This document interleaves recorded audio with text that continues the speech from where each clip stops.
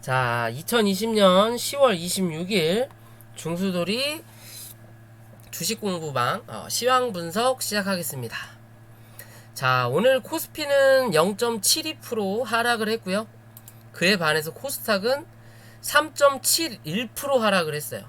굉장한 하락이죠. 하락의 폭이 엄청나게 컸다. 코스피에 비해서 무지하게 컸다 라고도 볼 수 있는 그림인 건데,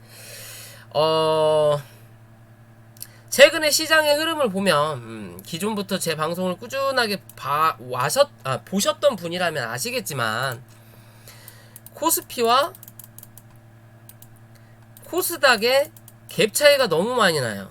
뭐 갭이 떠져 있더라는 것도 아니고, 말 그대로 코스피는 우리 한국을 대표할 수 있는, 주식시장에서 한국을 대표할 수 있는 이 기관이란 업체에서 이 코스피를 뭐한다?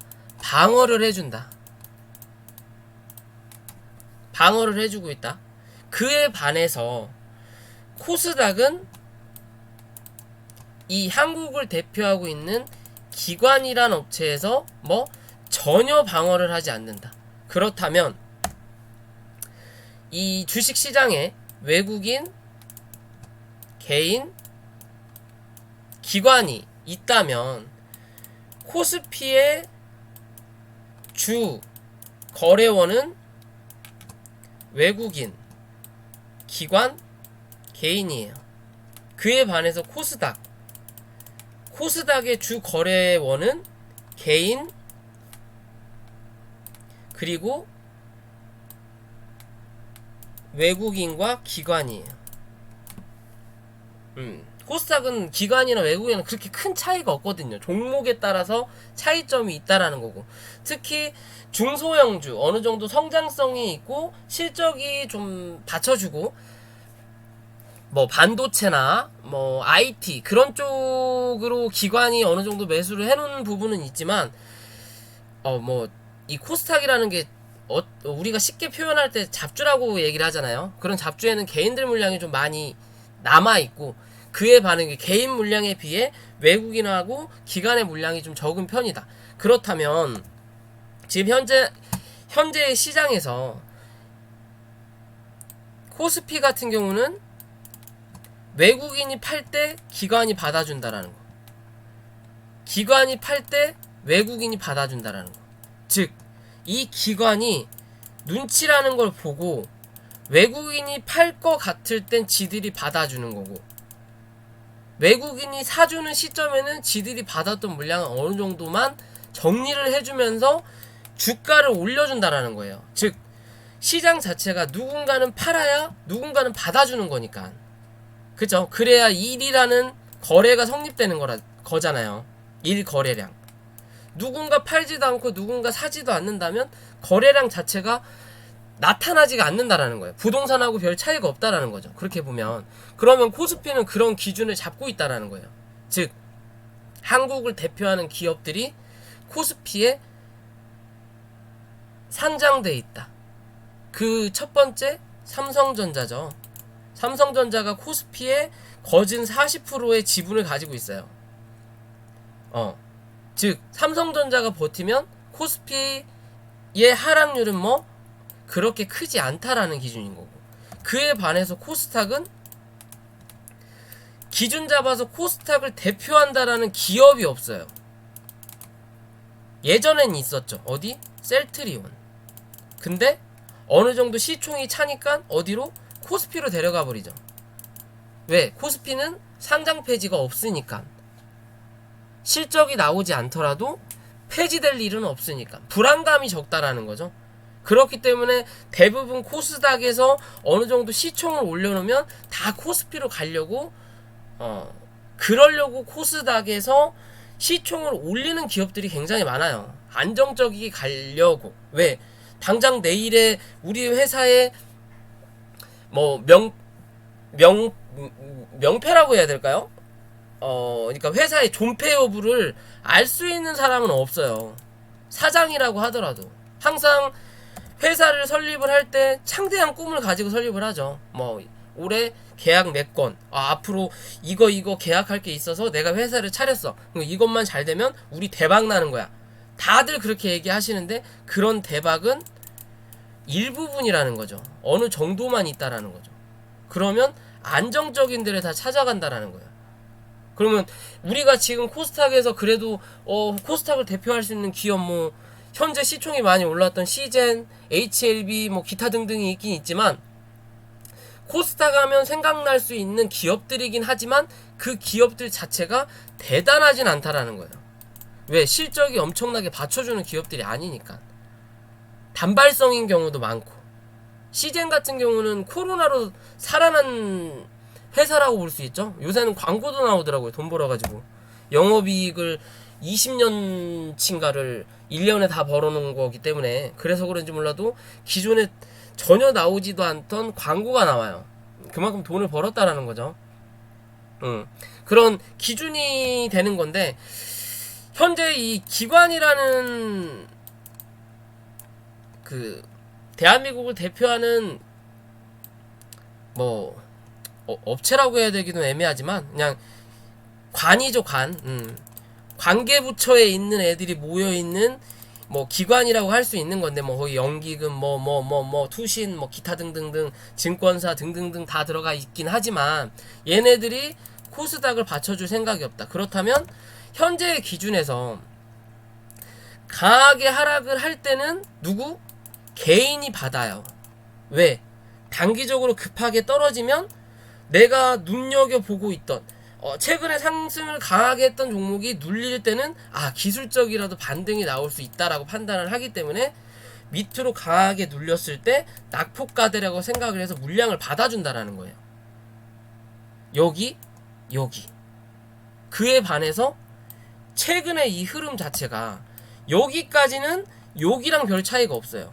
그렇기 때문에 한번 눌렸을 때 여기서 한번 단기적으로 변곡점이 나타난 거예요. 근데 이 변곡점이 5일선을 못 올라타니까 한 차례 더 눌러버리는 거죠. 그죠? 누르면서 요런 자리에서 애매하게 이 지지를 할 것 같은 모양을 만드는 척을 하니까 매수세가 그래도 밑에서 받는 매수세는 나온다는 거예요. 받는. 즉, 이 지수를 끌어올릴 만한 매수세가 강하게 들어오는 게 아니라 떨어지는 거에 대해서 받는 개인의 매수세는 들어온다는 거예요. 그렇다면 시장에서 사실상 우리 개인의 돈이 외국인과 기관의 돈보다 훨씬 많다 그랬죠. 그리고 외국인과 기관이 지금 가지고 운영하는 돈 자체가 누구 거? 다 개인 거예요. 펀드든 세금이든 어쩌고 저쩌고든 다 개인 거예요. 근데 돈은 훨씬 많지만 우리 개인은 뭐 단합이 안 된다. 즉 시장가로 위로 사는 물량보다 밑에서 받는 물량이 훨씬 많아요. 우리는 조금이라도 싸게 사야 되니까. 왜? 우리가 정보력이든 뭐든 다 부재할 수밖에 없으니까. 그렇기 때문에 지금의 시장에서는 밑으로 받는 물량만 나온다는 거예요. 성공님 어서 오시고, 실전님 어서 오시고, 타이밍님도 어서 오시고요. 밑으로 받는 물량만 나온다라는 거예요. 흐름 보면 코스피 같은 경우는 최근에 기관이 다 받아줘요. 그렇기 때문에 현재의 자리에서 기존의 저점을 이탈하지 않고 버티는 그림이 나온다라는 거고, 그에 반해서 코스닥은 꾸준하게 팔아쳐먹죠. 그죠? 꾸준하게 팔아쳐먹어요. 특히 요네들 요분들이 물량을 많이 팔 때는 뭐 주가가 많이 빠진다. 얘네들은 뭐 공격적인 성향이다라고 항상 말씀드리죠. 매수를 할 때도 공격적으로 시장가로 매수하고 팔 때도 현재가 밑으로 던져서 파는 애들이에요. 굳이 위에다 걸어놓고 누군가 사주기를 바라는 애들이 아니라는 거예요. 왜? 어느 정도 돈을 크게 굴리기 때문에 굳이 그런 한 호가 차이, 두 호가 차이에 목숨 걸지 않는다는 거예요. 그에 반해서 우리 개인들은 한 호가, 두 호가 차이에 목숨을 걸죠. 그렇다 보니까 이거 어디다 걸어놨는데 한 호가까지 갔다가 그 한 호가 밑에서 맞고 떨어졌어요. 존내 열받네. 그런 말씀 하시는 분들, 그런 생각 하시는 분들 굉장히 많잖아요. 저도 마찬가지니까. 저도 일개 여러분들한테 이런 얘기를 드리지만 저도 일개 개인이에요. 개미고. 그러니까 뻔히 알면서도 당해야 되니까 너무 열이 받는 거예요. 화가 나는 거고, 스트레스 받는 거고, 욕이 절로 나오는 거고. 그죠? 여러분들도 그럴 거라고 저는 판단을 해요. 판단을 하는 기준이고. 근데 그래도 이 금융투자라는 애들이 그나마 바닥에서 뭐한다? 저점을 잡아주는 애들이라고 말씀드렸죠. 바닥에서 어느 정도 저점을 잡을 때 물량이 어느 정도 좀 들어오고 올라오면서 다시 팔아요. 그 물량을 누가? 외국인 혹은 다른 연기금이나 기타 등등의 이 기관들이 물량을 받으면서 주가를 또 상승시키거든요. 아까 말씀드린 대로 누군가 팔아야 누군가 산다라는 기준이 되는 거니까. 그런데 그런 물량이 조금 들어오다가 들어오질 않고 있어요. 그죠? 3거래 여기서 좀 들어왔죠. 왜? 비슷한 수준으로 빠졌다고 말씀을 드렸던 부분이니까. 그리고 나서 다시 또 매도세가 나오지만 그래도 매도 물량이 점차 줄어들고는 있다. 대신 여기서 또 강하게 매도 물량이 나올 수도 있겠죠. 그거는 알 수 없는 거예요. 그날 이 시장의 흐름을 봐야 된다라는 거고. 차라리 오늘 강하게 빠졌잖아요. 흐물흐물 빠질 때는 이것도 저것도 못해요. 왜? 더 빠질지 안 빠질지 모르기 때문에. 차라리 강하게 종목 기준으로 봐도 5에서 10% 정도 빠져야 이거 물타기를 할까? 아니면 손절을 할까? 고민을 하게 되죠. 근데 슬금슬금 빠지면 이거 이 밑에도 지지 라인인데 조금 더 볼까? 그러다가 여기서 강하게 빠져버리죠. 그럼 결국에는 여기서 손절할 거, 여기서 손절하는 그런 물량들도 굉장히 많다라고 저는 판단하는 기준인데, 차라리 오늘처럼 그냥 강하게 빠지는 게 빠르게 올라올 수 있는 방법 중에 하나지 않을까라는 생각도 해봐요. 한편으로는 많이 밀리면 밀릴수록 올라올 수 있는 힘도 강해질 수 있다라는 거고, 아직은 이 밑에서 받아주는 이 개인들의 물량은 분명히 있지만 그게 이 시장의 이 뭐라 그럴까요? 시장에 이 돈을 끌어다닐 만한 게 없다라는 거예요. 이슈가 없다라는 거죠. 이슈가. 시장을 끌어올릴 만한 이슈도 없다라는 거고, 시장을 하락시킬 만한 이슈도 없다라는 거예요. 사실 어떻게 보면. 근데 이 둘 중에로 비교를 해본다면 이것도 없고 이것도 없다면 지수는 뭐 내려가야 된다라는 거예요. 왜? 주식이라는 것 자체는 누군가가 들고 있기 때문에 주식이 시장이 열린다라는 개념이거든요. 그러니까 상장을 할 때 유통 물량이 100주라고 예를 들면 이 100주를 누군가 다 들고 있어요. 그죠? 누군가 다 들고 있고 이 종목을 이 100주를 가지고 있는 사람, 예를 들어 100명이다. 한 주씩 들고 있다. 이 100명이 안 팔아. 그러면 주가가 빠질 일도 없다라는 거고, 계속 점상을 가야 된다는 기준이에요. 왜? 사고 싶은 사람들이 줄을 이을 거니까. 그죠? 그러면 지금의 기준에서 바닥 대비해서 많이 올라왔고 이슈도 없고 혹여나 악재도 없다면 이 기준에서 올라갈 자리가 이제 말 그대로 저가 매수세든 뭔가 매수를 할 수 있는 기준을 만들어주지 않는다면 주가는 흘러내릴 수밖에 없는 거예요. 왜? 들고 있는 사람들은 팔아야 되니까. 굳이 여기서 들고 있을 필요는 없는 거잖아요. 내가 이 밑에서 샀는데 여기까지 왔어. 여기서 흔들려. 그럼 여기서 굳이 더 살 이유가 있습니까? 개인들 입장에서는 내가 이 주가를 끌어올릴 만한 주체가 아닌데, 그럼 여기선 팔아야 된다라는 거죠. 모든 물량을 다 팔지 않더라도 어느 정도 일부는 수익 실현을 해야 된다는 기준인 거고, 지금의 자리에서 어느 정도 빠지면서 저점을 지키고 올라오는 그림이 나왔다면 또 저가 매수세가 들어올 수 있는 기준이지만 여기서 한 차례 눌러버리니까 이제 불안해서 못 들어오는 거예요. GTK님 어서오세요. 불안해서 못 들어오는 거예요. 이거 이러다가 더 빠지는 거 아니야? 또 700포인트 가는 거 아니야? 이것도 600포인트 가는 거 아니야? 라고 말할 수도 있겠죠. 그리고 또 하나의 기준으로 제 내피설일 수는 있지만, 오늘 이 대주주 양도세 3억이 아니라 실제적으로 10억으로 협의는 됐다. 하지만 발표를 안 했을 뿐이다. 그에 반해서 홍남기 부총리는 3억을 계속 고집하고 있다. 근데 자기네들 기획조정부 그런 쪽에서는 이해가 안 간다라는 뉴스가 나왔어요. 이게 사실인지 아닌지는 모르겠지만 그래도 꾸준하게 나오고 이거에 대한 반박 기사가 아직 안 나왔어요. 사실 이게 거짓이었다면 반박 기사가 바로 나와야 된다는 거거든요. 며칠 전만 하더라도 10억이 아니라 5억으로 올리겠다. 뭐 그런 얘기 나왔다가 아니다. 여전히 3억이다. 국민의당에서 10억을 발의를 준비하고 있다. 준비할 뿐이지 발의된 건 아니다. 여전히 3억이다. 계속 그런 얘기가 나왔어요. 근데 오늘 나온 뉴스에는 반박 기사가 안 나왔어요. 그러면 사실일 확률이 높다라는 거죠. 그죠? 주식을 한 번도 안 해보셨다는 이 홍남기 부총리 분이 본인은 주식을 안 했기 때문에 뭐 주변에 주식을 하는 사람들의 이 입과 어떻게 보면 귀가 됐을 수도 있죠. 뭐 그거는 뭐 제 내피설이지만 뭘 좋은 거를 드셨는지는 모르겠지만 원래 머리 벗겨진 분들이 건강하다 그러잖아요. 오래 살고 힘도 좋고 아무튼 뭐 그런 제 뭐 말장난이긴 한데 최근 흐름 보면요. 미국 시장은 지금 뭐 대선에 대한 불안감이 있고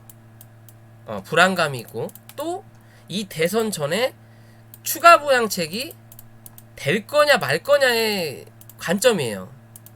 그죠? 그런데 실제적으로 이거나 대선이 끝나고 나면 해결이 될 문제예요. 불확실성은 있지만 기대감은 아직 남아있다라는 거예요. 누가 되든 어떻게 될 거냐. 트럼프가 되면 시장에 꾸준하게 그런 정책들이 이루어졌으니까 긍정적일 거다.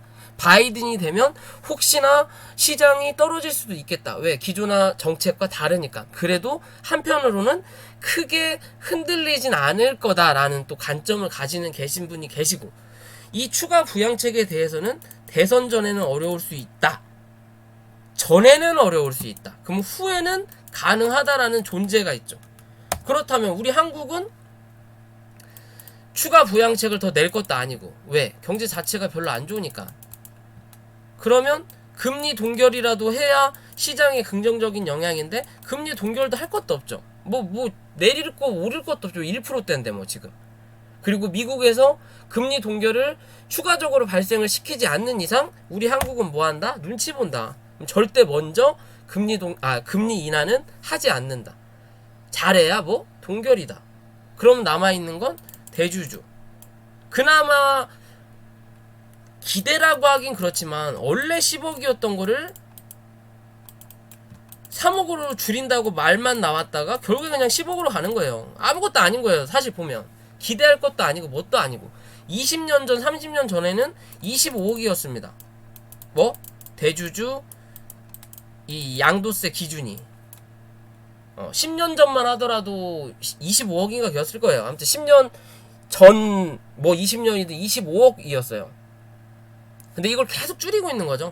25억, 15억, 10억, 그 다음에 이제 3억 가겠다 어쩌고 저쩌고 했는데 3억으로 가면 주식시장이 난리 날 거다. 부동산 시장도 다 막아놓고 주식시장도 막아놓으면 다 어디로 가? 비트코인으로 가야지 그러면.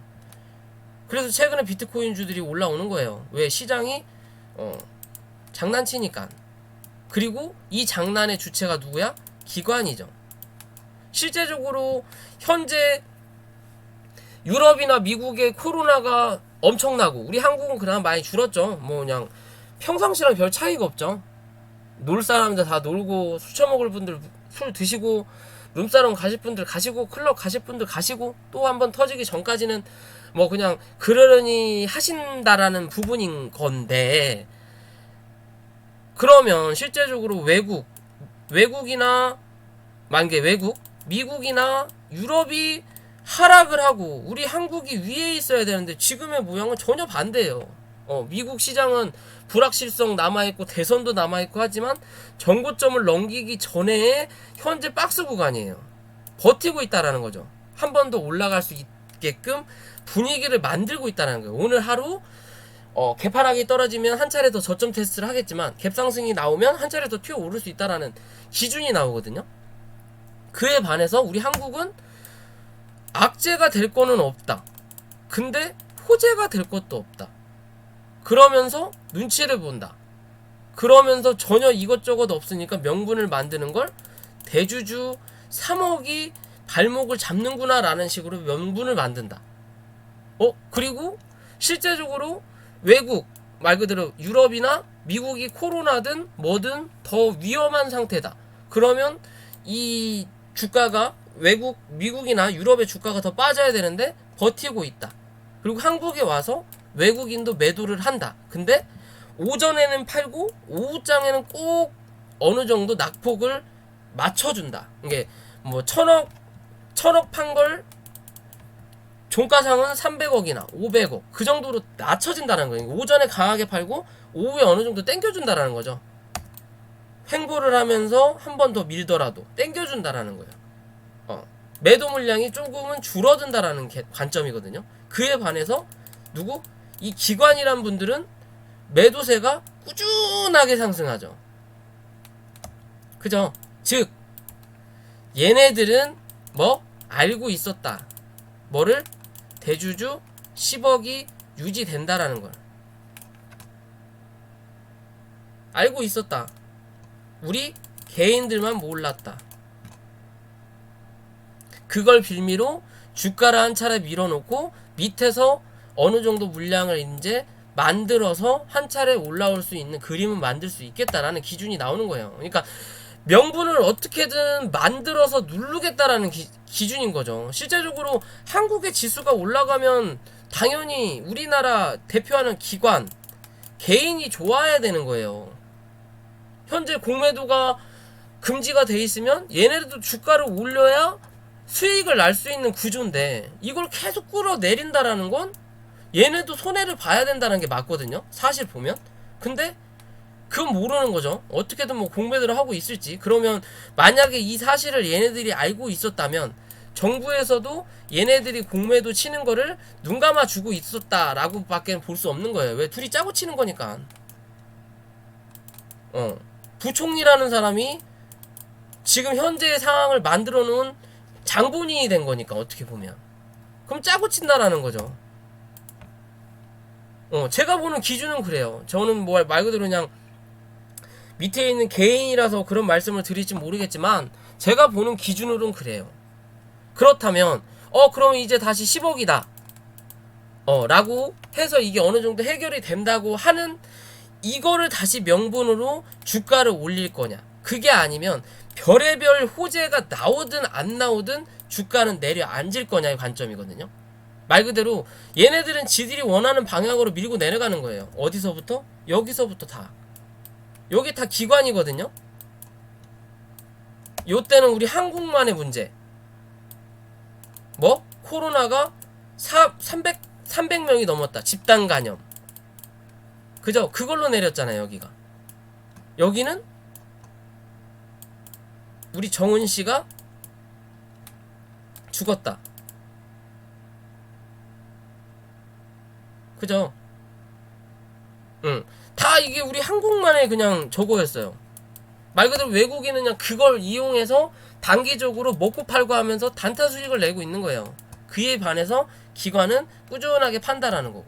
그럼 지금의 자리에서 내일 이 뭐 대주주도 그 뉴스가 나왔으니까 정부에서 정확하게 발표를 하기 전까진 밀고 가는 추세를 만들어 줄 거냐, 아니면 이 기준으로 한 차례 어느 정도 반등이 올라올 거냐. 정부에서 발표가 나오면서 10억이란 발표가 나온다면 그때가 이 변곡점의 자리가 나올 거냐, 아니면 오늘의 뉴스가 나왔으니까 이제 어느 정도 눌렀으니까 그런 뉴스를 낸 건지, 혹은 정부에서 확실한 발표가 나올 때까지 한 차례 더 누를 거냐. 말 그대로 그런 뉴스가 나왔는데도 한 번 더 누르면 개인들 투매가 나올 수밖에 없는 현재 자리니까. 그죠? 그 둘 중에 뭘 얘네 무슨 카드를 들고 지금 시장을 운영하는지를 우리가 파악을 해봐야 되는데 현재로선 확인하기는 힘들다. 왜? 우리가 그쪽 정부 부처 사람들이 아니기 때문에. 그죠? 그러면 자, 코스닥의 주봉이나 월봉을 보더라도요. 자, 주봉을 보면 자, 지금의 자리에서 일단 이 기존의 저점을 깨고 내려앉았어요. 그것도 장대 음봉으로 그냥 밀고 내려앉았죠. 오늘의 시가나 정가가 뭐 2포인트 정도 차이는 나는데 거짓 밑꼬리가 없다라고도 볼 수 있는 그림이거든요.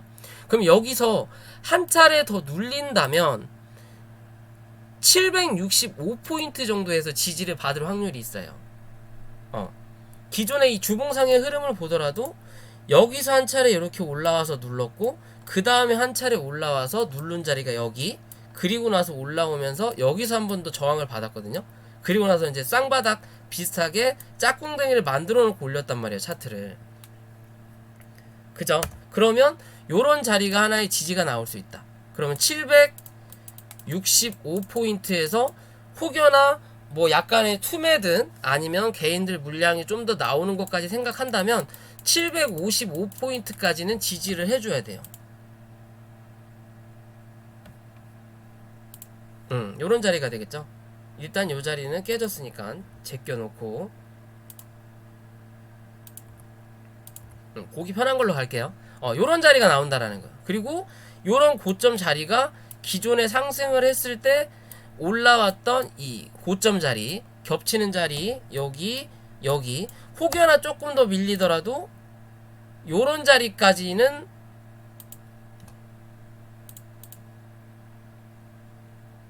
밀어줄 수도 있긴 하겠구나. 근데 요런 자리까지 밀 거면 대외적으로 악재도 나와야 돼요, 같이. 즉 미국 시장이나 유럽 시장이나 뭔가 이 전체적으로 이 전 세계 시장에 악재를 줄 만한 게 터져야 이런 자리까지 밀리는 게 맞아요. 근데 지금은 그런 게 없다라는 거죠. 실제적으로 미국의 대통령을 뽑는 거지 우리나라 대통령을 뽑는 것도 아니고. 근데 미국의 대통령이 어떤 놈이 되느냐에 따라서 한국의 경제에도 영향을 받긴 하겠죠. 우리는 수출 국가니까 영향을 받긴 하지만, 그래도 지금의 이 흐름에서 백본 장군님 어서오세요. 지금의 흐름에서 이 미국 시장이 완연하게 버티고 있는 차트의 모습인데, 버티고 있는 차트의 모습인데, 그쵸? 얘는 기존에도 말씀드렸죠. 이 다우존스 같은 경우는 여기 28,000 포인트만 깨지 않으면 된다, 단기적으로. 그 자리를 밟고 올라왔어요. 안정적이죠. 단계적으로. 나스닥만 보더라도 얘도 그러면 요런 자리 11,250포인트 요런 자리만 이탈하지 않으면 크게 추세적으로 변한 게 없다라는 거거든요. 깨지진 않았다. 단기적으로 그냥 박스권을 유지할 수 있는 그림이 모습일 뿐이다. 그죠? 정말 악재가 있고 뭔가 불확실성이 있는 미국 시장도 이렇게 멀쩡한데 우리나라만 이지랄 연병을 하고 계시는 거예요, 지금. 일부러 그런다라는 거죠. 말 그대로 개인들 물량이 어디 코스닥에 많이 있다라는 거고, 최근 바닥 대비해서 많이 올라왔기 때문에 요런 자리에서 요런 자리까지 한 차례 밀더라도 큰 추세는 꺾인 게 없다라는 거예요.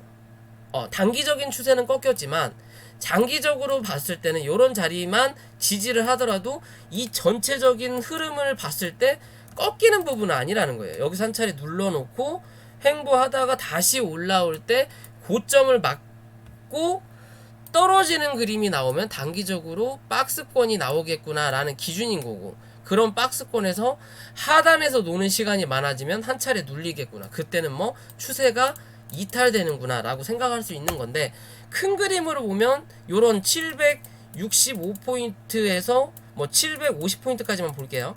요런 자리까지 밀리더라도 크게 추세가 하락한 건 아니다. 대신 요런 자리에서 눌렀다가 올라올 때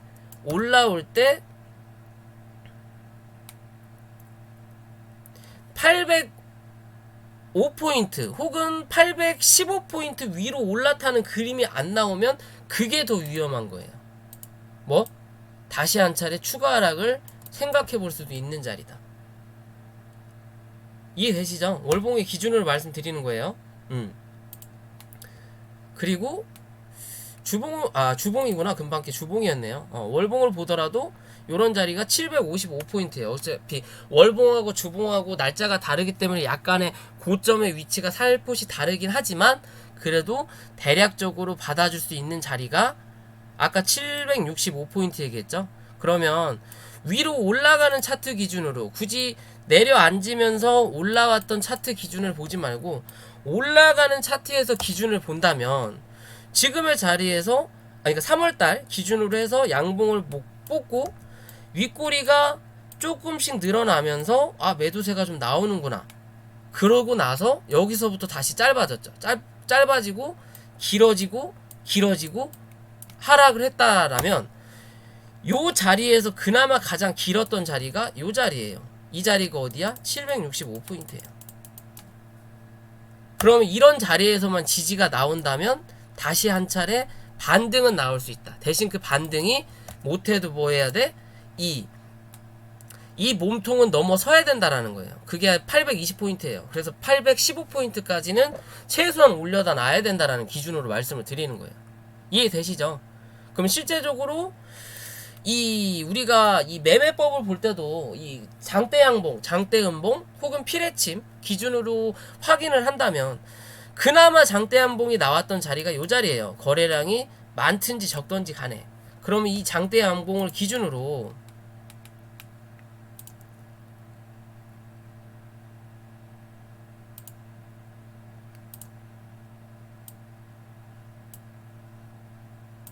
이 양봉을 기준으로 이렇게 몸통을 잡고 여기에 중간값을 그어보면 775 정도가 나와요. 그러면 오늘의 저점 부근이죠.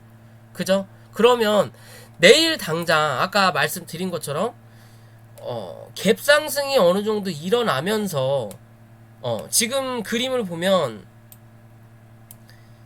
이 볼린저 밴드 하단을 뚫고 넘어섰죠. 그쵸? 넘어섰다라는 건 뭐예요? 위로 올라가면 급등인 거고 밑으로 내려가면 급락인 거죠. 그럼 지금 오늘의 차트의 그림은 급락 차트예요. 그러면 내일 볼린저 밴드 하단이 한 차례 더 누를 거고 그러면 이 우리의 지수 자체가 내일 개파락으로만 시작하지 않는다면 급락은 뭐한다? 멈출 수 있다라는 기준이에요. 한 차례 내려오면 만약에 시가 그대로 시작을 한다면 이런 식으로 밑에서 받아주는 자리가 한 자리에 나올 거니까 그럼 여기서 단기적으로 횡보를 할 거냐 치고 올려줄 거냐 단기적으로 횡보를 한다면 뭐 한 차례 더 눌릴 수 있는 확률은 높다. 올라갈 확률 4 내려갈 확률 6으로 이렇게 강하게 뽑아낼 때는 최대한 빠르게 횡보를 하더라도 최대한 빠르게 올려다 놔야 돼요. 아니면 뭐한다? 추가적인 하락이 나온다. 그런 걸 계단식 하락이라고 하거든요. 지금의 그림을 봤을 때 내일 갭상승이 조금이라도 어느 정도 나타난다면 한 차례 위로 올릴 수 있는 그림은 만들 수 있다. 대신 그 올리는 그림이 800포인트를 넘어설 거냐의 기준인 거고 분봉의 기준으로 보더라도 자 지금의 자리에서 얘가 어느 정도 상승을 할 수 있는 그림을 만들려면 지금의 자리에서는 못해도 어디? 이 805포인트 위로 올라서야 된다는 거예요. 못해도 조금 더 안정적으로 올라서려면 여기죠. 820포인트. 그럼 거기에 대한 중간값이 한 810이나 13포인트 이 정도 자리까지는 올라와서 지지가 나와야 된다는 거예요. 그래야 한 차례 더 위에 대해서 확인을 하러 올라온다. 그런 자리는 840포인트 정도까지는 올라온다. 그럼 또 840포인트에서 맞고 떨어질 거냐 잡고 올라탈 거냐의 기준으로 그 다음을 또 찾아볼 수 있는 거예요. 여기서 맞고 떨어지면 잘하면 박스권인 거고 아니면 또 한 차례 누를 수 있겠구나. 왜? 전체적인 추세가 바뀐 건 아니니까. 그럼 단기적으로 기술적 반등의 관점으로 나오는 거예요. 그렇게 되면. 그래서 기술적 반등과 추세적 반전이 다른 거예요. 어디까지 올라오고 어디까지에서 지지를 받고 어디를 뚫고 올라오냐에 따라서. 이해되시죠? 그런 기준으로 지금 현재는 시장을 바라봐야 될 것 같아요. 혹여나 좀 더 밀릴 수는 있다. 밀릴 수는 있고, 현재는 이 오전에, 특히 오전에는 대부분의 사람들이 관망을 해요. 튀는 종목들 뭐 쫓아가시는 분들도 계시지만 오늘은 또 어떻게 움직일지를 모르기 때문에 오전 시장은 그래서 좀 누르고, 오후 시장에 어느 정도 횡보를 하든 살포시 올라왔다 그냥 누르든, 이런 게 기술적 반등이죠. 말 그대로 요렇게 내려와서 요런 기준이면 올라갈 때 요렇게 올라와서 여기 이 위를 받아야 한 번 더 올라가요. 그게 아니라 요렇게 내려왔는데 여기서 올라갈 때 요 정도까지만 올려다 놓고 요 자리를 못 뚫으면 뭐 한다? 한 차례 더 저점을 확인하러 내려가는 거예요. 못 지키면 올라온 만큼 한 번 더 빠지는 거고, 그리고 나서 거기서 뭐 변곡을 잡는다. 거기서 또 밀리면 한 차례 더 내려가는 거고. 그래서 주식은 계단이다라고 말씀드리죠. 그러면 이제 뭐 해야 이래나 저래나 많이 밀리면 하루 이틀이다라고 저는 판단을 해요. 하루 이틀이다. 그리고 나서 횡보를 하든 아니면 어느 정도 반등으로 치고 올려다 놓든 둘 중에 하나가 나올 건데, 그런 기준으로 말씀을 드리는 부분 중에 하나는 뭐냐면, 이 종목들을 보면요, 최근에 지수가 빠질 때 올라왔던 종목들 말고 뭐 이런 종목들은 지수가 올라올 때 눌릴 확률이 많겠죠. 그러면 그것도 좀 참고하시고요.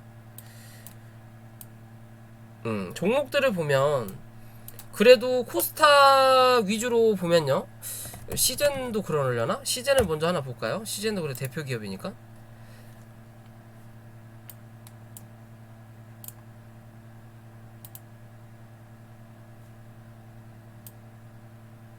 그래도 시젠은 아직은 잘 버티고 있네요. 시젠 말고 또 뭐 있죠? 잠깐만요. 다른 것 좀 볼게요. 그래도 좀 이름이 있는 기업 중에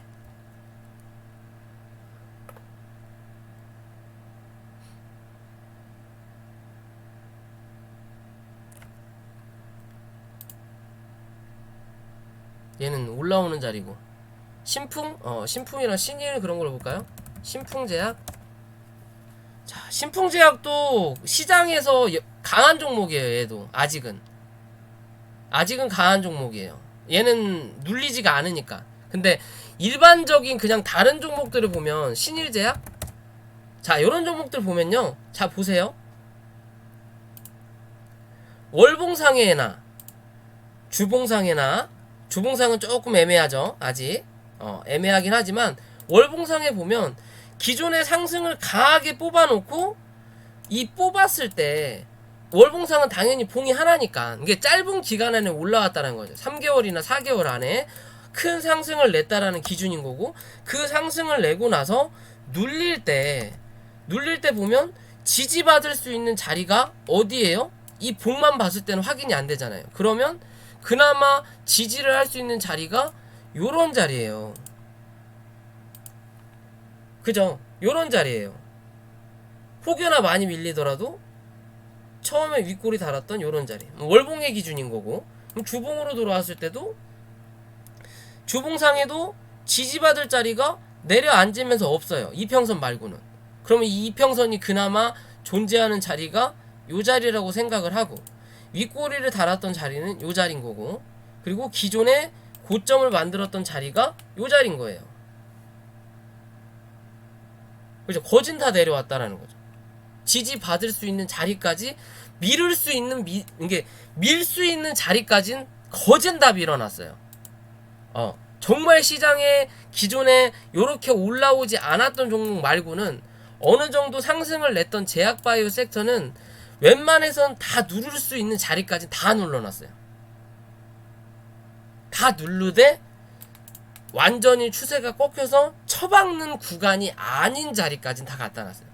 이런 자리에서는 한 차례 더 올라올 수 있겠구나 라고 생각할 수 있는 고점 갱신은 못하더라도 어느 정도 기존에 올라왔던 이런 매물 자리까지는 한 번 더 올라올 수 있겠구나라고 생각할 수 있는 자리대 부분까지 거진 다 갖다 놨어요. 예전에 말씀드렸던 이 세력주 같은 메가이 CS라는 이 종목도 첫 상을 받았던 요런 자리, 이 자리가 주봉상에 보더라도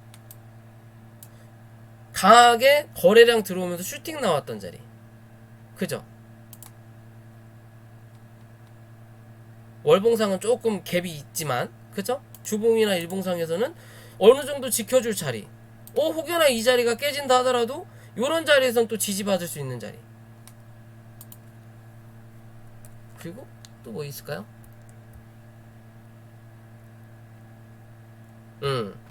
다들 뭐 저 BPC 뭐 그런 거 많이 물려 계시니까, 자 초록뱀이나, 자 초록뱀 보더라도 월봉상에 보면 이제 지지받을 수 있는 자리까지 내려앉았죠.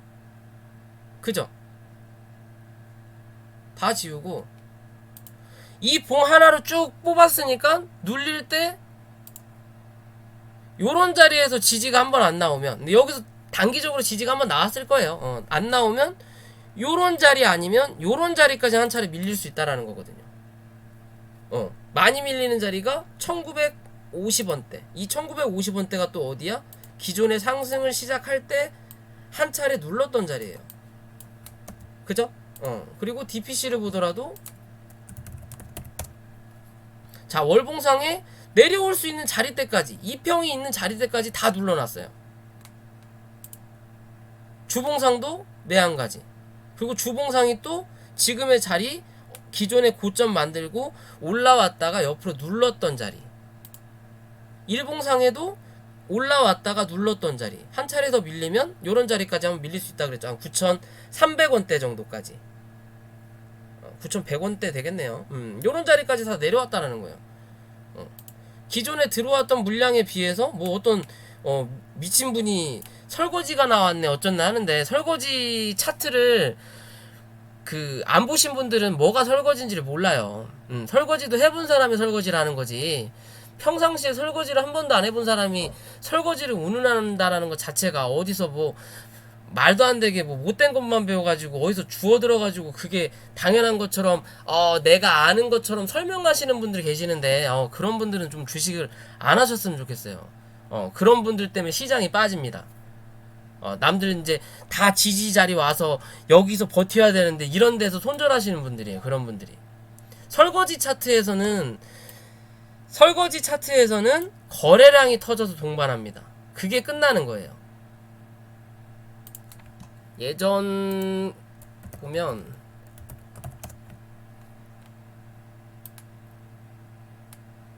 보이시죠?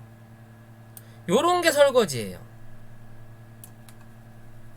요거 말고 또 다른 것도 있는데, 옛날 톱텍 봐야 되겠다.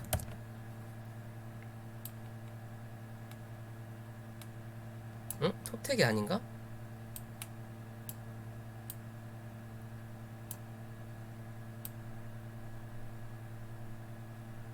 얘 아니네요. 얘는 설거지 차트가 아니네. 에너토크하고 또 뭐가 있는데,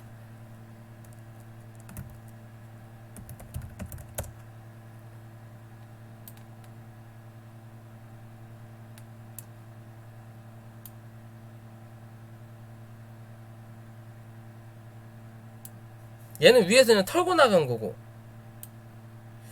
에너토크 말고는 정확하게 기억나는 게 없네요. 신일? 신라젠? 신라젠 같은 경우도 어느 정도는 그렇겠네요. 거래량이 좀 들어왔으니까. 근데 얘는 바닥 내려앉아서 들어온 거래량이라 위에서 누르면서 터지는 거래량이 있거든요. 그런 거를 분산이 일어났다 그래요.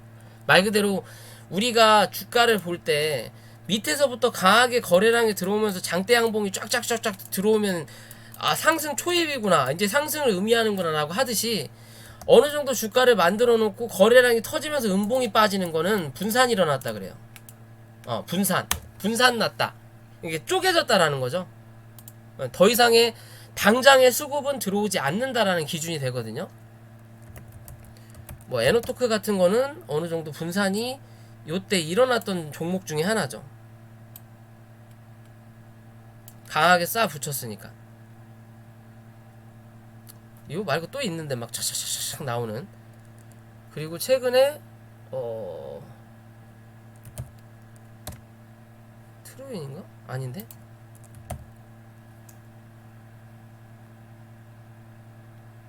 아, 엔투텍 맞아. 그거 찾고 있었어요. 엔투텍.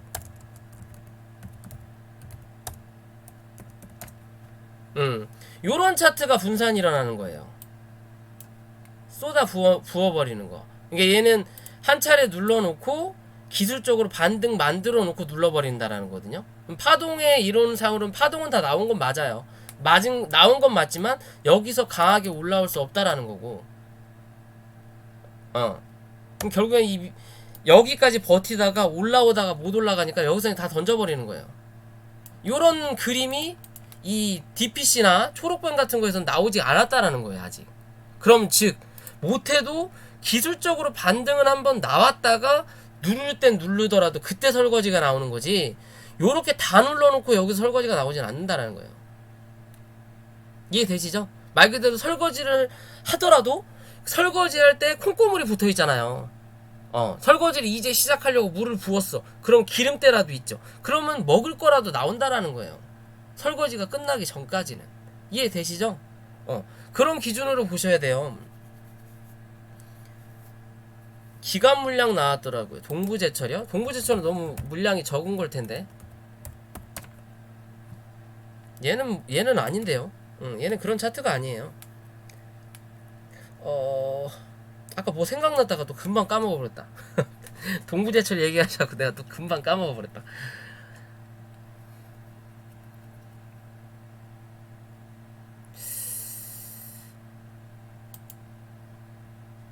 초록뱀, 요즘 외국인 매수세가 강하게 들어오는 거 어떻게 생각하십니까? 뭐 나쁘지 않게 생각하고 있어요. 나쁘지 않게 생각하고 있어요. 대신 초록뱀, DPC, 뭐 넷마블까지도 포함이 되는지는 넷마블을 봐야 되겠지만, 외국인 물량이 들어온다라는 건 지금의 자리 자체가 저점의 매수세가 들어온다라는 거예요. 얘네 외국인들은 바닥을 어느 정도 만들었을 때 하락을 강하게 해주면 해줄수록 내려앉을 때, 그러니까 말 그대로 하락을 하면 할수록 추가 매수를 꾸준히 해줘요. 대신 외국인하고 우리하고 다른 점은 우리는 여기서 한번 사고 안 산다라는 거, 혹은 여기서 한번 사고 안 산다라는 거. 외국인은 꾸준하게 추락하는 거에선 다 외국인 물량을 들고 있어요. 얘네들은 프로그램 매수세도 많고 하니까 고점 대비해서 어느 정도 하락을 많이 하면 자동적으로 매수세가 들어온다고요. 그러다가 강하게 슈팅을 뽑아내면 그럴 때 이 외국인들의 물량이 뭐가 돼? 발목을 잡아요. 반등만 했다 하면 첫 팔기 바빠요. 그거를 이겨낼 만한 거래량과 이슈가 있어야만이 뭐한다? 상한가를 닫아내는다. 그렇지 못하면 매도 폭탄을 맞을 수 있다. 하지만 현재 자리에서는 누군가가 들어온다라는 건 언젠가는 올린다라는 기준이에요. 왜? 지들 이거 뭐 쭉 해가지고 나중에 뭐 상장 폐지돼갖고 그 종이 조각 들고 있으면서 뭐 진품 명품에 낼 거 아니잖아요. 그죠? 그러면 들어왔다라는 건 수익을 보기 위해서 왔다라는 거예요. 즉 말 그대로 외국인이라고 하더라도 올라갈 때 매물에 대한 이 저항은 될 수 있지만 이 외국인 물량이 우리 같은 개인들 물량보다는 훨씬 낫다라는 거. 왜? 얘네들은 단합이 되기 때문에 어느 정도라도 올린다라는 거. 못해도 10%는 올린다라는 거. 왜? 지들 물량 털고 나가야 되니까. 최소 2에서 3%는 단타 형식으로 먹고 빠져야 되니까. 이해돼요? 최근에 많이 빠지는 종목들은 그런 외국인 매수세가 들어온다라는 거예요. 즉 한국의 시장에 대해서 지금 지수가 주구장창 쳐 빠지지만 그 빠짐의 주체가 기관인 거지 외국인은 아니라는 거예요. 외국인은 말 그대로 어떻게 보면 외국인이 살 때 오르고 팔 때 떨어진다 라고도 볼 수 있지만, 주체는 이 기관이란 물량 자체가 꾸준하게 팔고 있어. 외국인이 이게 기관하고 외국인, 개인이 있어요. 개인은 밑에서 받는 물량이라 그랬죠. 그래갖고 주가가 올라갈 때 개인이 파는 물량이 많이 나오잖아요. 받치는 물량이다. 근데 최근에 기관이 꾸준하게 계속 팔아. 그러면 주가를 잡을 수 있는 사람들이 얘네예요. 그러니까 즉 외국인이 살 때는 살포시 반등이 나오는 거고, 외국인이 다시 팔기 시작하면 같이 그냥 주구장창 빠지는 거예요. 얘네들을 이용해서 얘네들은 단타 수익을 얻어가고 있다라는 거예요. 샀다 팔았다. 개인은 밑에서 받아서 위에 올라갈 때 파는 사람도 있을 거고, 아니면 내가 원하는 위치가 안 왔으니까 다시 또 밀리면서 또 사야 되는 기준인 거. 그런 기준으로 보실 수 있는 거예요. KG 동부제철이야?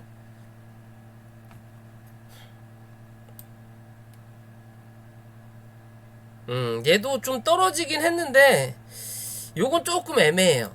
조금 애매하긴 해요. 조금 애매하긴 해도 어느 정도 악재가 있다라는 기준이에요, 얘는. 그런 기준을 볼 수 있고, 이거 생각났다. 얘죠, 얘. 얘가 한 차례 끝난 거예요.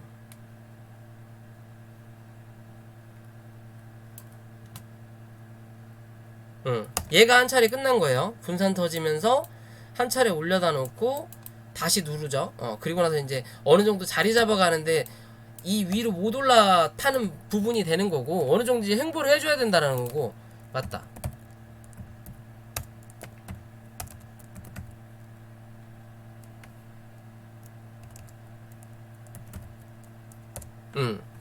얘가 최근 들어서 그나마 올라오긴 하는데 얘도 분산이 일어난 거예요. 이게 설거지가 끝나는 종목이에요. 털고 나가는. 보이시죠? 고점에서 자리 잡다가 저점이 낮아지는 그림이 나오면서 주가를 악재가 터졌겠죠? 강하게 뽑아내 버리잖아요. 그러면서 한 차례 올려놓은 척 하다가 다시 눌러서 또 한 차례 저점을 갱신하고 내려앉죠. 거래량을 보더라도 들어왔던 물량만큼 나가죠. 그죠? 이게 분산이 일어났다 그래요. 이게 설거지가 끝나고 죽은 차트예요. 이건 죽은 차트예요. 이건 다시 살려놓으려면 뭐한다? 시간이 굉장히 오래 걸린다는 기준이에요. 요런 걸 분산이 일어났다 그래요. 저런 차트를 조심해야 돼. 저런 차트는 무조건 손절하셔야 돼요. 나중에 버티고 뭐하면 결국에 버티면 생명력은 유지할 수 있지만 언젠간 뭐한다? 상폐된다. 이해되시죠? 그런 기준으로 보셔야 돼요. 그러면 최근에 이런저런 종목들이든 뭐든 간에 다 어느 정도 랩지노믹스도 한번 볼까? 다 어느 정도 내려앉을 자리까지 내려다 놨다. 자, 지금 이 랩지노믹스만 보더라도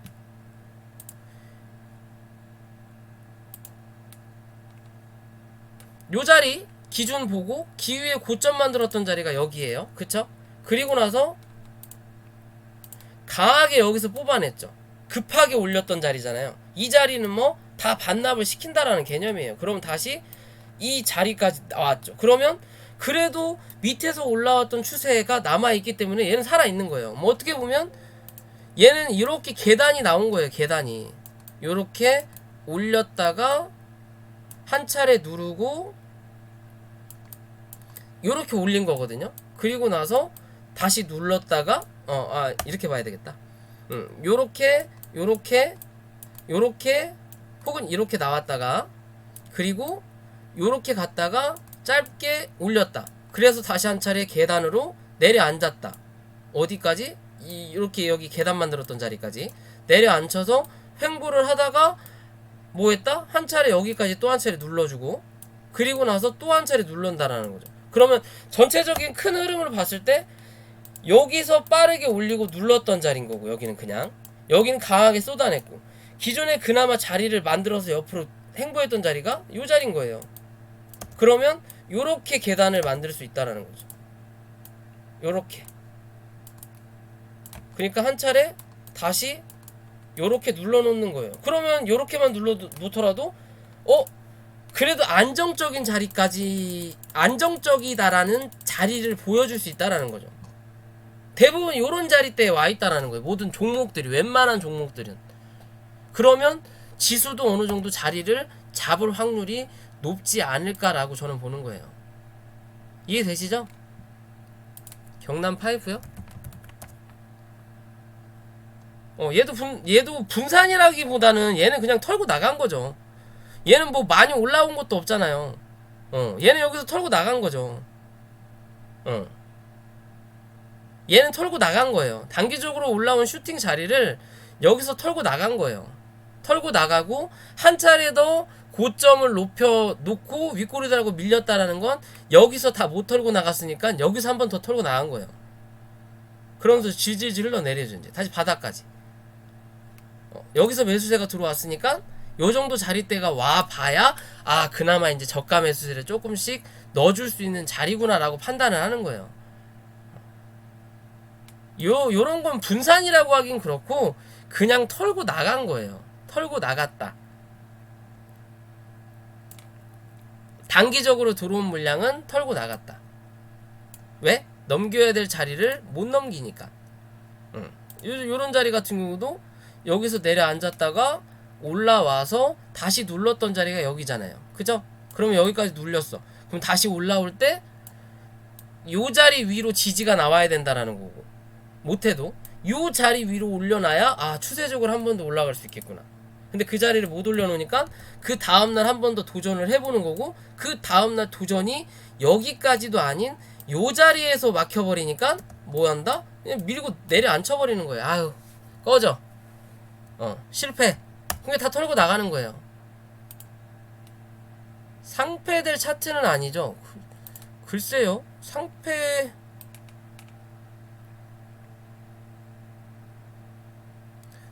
제가 판단할 수 있나요? 그럼 회사나 거래소에서 하는 거지.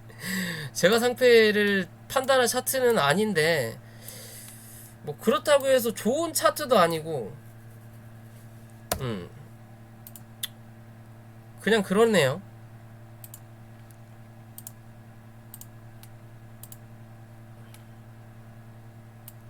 지금의 그림으로는 위험할 수도 있죠. 근데 이제 이게 12월달이나 1월달 가봐야 확실하게 눈에 보이죠. 그때도 이렇게 흐름을 꾸준하게 가지고 있다면 얘는 정말 상장 폐지가 될 수도 있습니다. 지금의 모양으로도 거래량이 제대로 안 들어오니까 5일선 타고 줄줄줄 흐르다가 그나마 이제 위에 11선까지 한 번 더 쳤던 그림인데 다시 한 차례 누르는 자리이기 때문에 여기서 지지 못하면 좀 위험할 수도 있다라고 판단을 하셔야 돼요. 그나마 지지할 수 있는 자리가 요 자리하고 이제 뭐 밑으로 내려가면 밑바닥에 또 자리가 있지만, 밑바닥에 자리가 있잖아요. 요런 자리 이탈하면 그래도 좀 위험할 수 있겠다. 시간이 굉장히 오래 걸리거나 뭐 아무튼 그렇죠. 위험한 종목이라고 볼 수 있죠. 어떻게 보더라도 얘는 뭐 코스피인지 코스닥인지도 모르겠지만 이 종목을 보시면요, 얘는 뭔가 이슈가 나타나기 전까지는 지금 이렇게 보시면 코스닥 지수는 위에 있어요. 그죠? 그러면 그나마 코스닥에서 유지할 수 있는 자리가 아까 넵지노미스나 그런 것처럼 한바탕 쌓아놓고 누를 때 요런 자리에서 지지하는 그림들은 나중에 지수가 올라갈 때 한 차례 더 올라올 수 있는 그림을 만든다라는 거고, 그에 반해서 요런 종목은 거꾸로 가죠.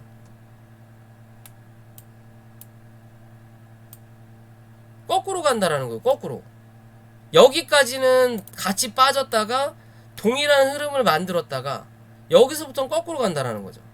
그러면 지금의 자리에서 기존에 이 3월달 나왔던 이 자리는 지지가 나와야만이 그나마 한 차례 더 올라올 수 있는 그림을 만들 수 있다는, 그게 아니면 흘러내린다라는 관점이 되는 거고. 그렇게 보셔야 돼요. 자, 아무튼 지수는 그래요. 어차피 뭐 코스피 지수는 굳이 볼 필요도 없잖아요. 기분만 나쁘지. 기분만 나쁘고. 근데 코스피도 슬금슬금 뭐 자리가 그렇게 이뻐 보이진 않지만 그래도 분봉상에 보면 얘는 단기적으로 아직은 박스권인 거고, 안정돼 있는 흐름을 보여주는 거고, 이 자리가 깨지면 한 차례 더 내려앉을 수 있다라는 거고, 2300대. 그리고 지금의 자리에서는 뭐 해야 된다? 못해도 이 위 2355로 단기적으로는 올려놔야 되고, 얘가 어느 정도 추세를 또 변경해서 올라갈 수 있는 자리는 2370포인트 위로 올려다 놔야 또 한 차례 위에 대한 2400포인트 혹은 그 전에 2400포인트 가기 전에 2380포인트에 대한 저항을 또 확인하러 올라온다라는 관점이에요. 이해되시죠? 그렇게 보시고 시장을 대응하시면 될 것 같습니다. 좀 지수 강의가 좀 길었네요. 오늘 좀 지수가 많이 빠져서 좀 길었고, 앞으로는 30분 기준으로 맞춰서 정리를 해 드릴게요. 자, 아무튼 오늘 방송은 여기까지고요.